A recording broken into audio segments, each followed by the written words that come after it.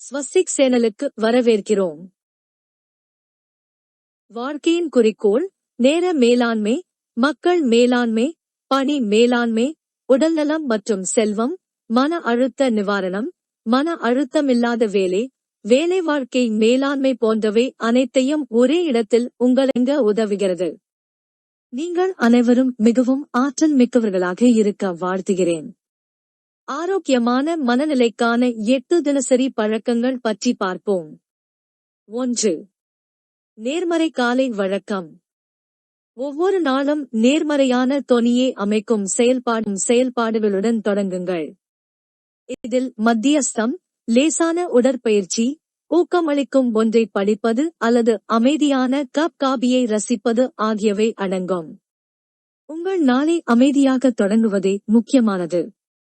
2. நன்றியுணர்வு பயிற்சி. ஒவ்வொரு நாளும் நீங்கள் நன்றியுள்ள விஷயங்களைப் பற்றி சிந்திக்க அல்லது எழுத சில நிமிடங்கள் எடுத்துக் கொள்ளுங்கள். நன்றியுணர்வு மன அழுத்தத்தை குறைக்கிறது, கடினமான நாட்களில் கூட. 3. தினசரி இலக்குகளை அமைக்கவும். ஒவ்வொரு நாளும் நீங்கள் எதை அடைய விரும்புகிறீர்கள் என்பதில் தெளிவு, பதட்டத்தை கணிசமாக குறைத்து சாதனை உணர்வுகளை அதிகரிக்கும். கவனம் மற்றும் ஊக்கத்தை பராமரிக்க அடையக்கூடிய தெளிவான தினசரி இலக்குகளை அமைக்கவும். 4. உடல் ரீதியாக சுறுசுறுப்பாக இருங்கள். உடல் செயல்பாடு சக்தி வாய்ந்த மனநிலையை அதிகரிக்கும். முழு உடற்பயிற்சியாக இருந்தாலும், விறுவிறுப்பான நடையாக இருந்தாலும் அல்லது லிப்டுக்கு பதிலாக படிக்கட்டுகளில் ஏறினாலும், உங்கள் தினசரி வழக்கத்தில் சில வகையான பயிற்சிகளை இணைத்துக் கொள்ளுங்கள். 5. மனதுடன் சாப்பிடுங்கள். நீங்கள் சாப்பிடுவது உங்கள் மூளை மற்றும் மனநிலையை பாதிக்கிறது. பழங்கள், காய்கறிகள், மெலிந்த புரதங்கள் மற்றும் முழு தானியங்கள் நிறைந்த சமச்சீரான உணவை உட்கொள்வதன் மூலம் மன கவனம் மற்றும் ஆற்றல் நிலைகளை மேம்படுத்த முடியும். 6. திரை நேரத்தை வரம்பிடவும்.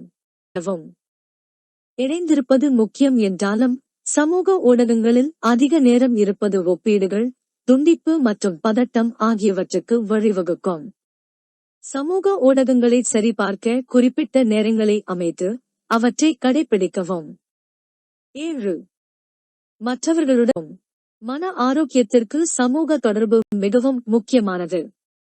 நண்பர்கள், குடும்பத்தினர் அல்லது சக ஊழியர்களுடன் அர்த்தமுள்ள உரையாடல்களில் ஈடுபடுவதை வழக்கமாக்கிக் கொள்ளுங்கள்.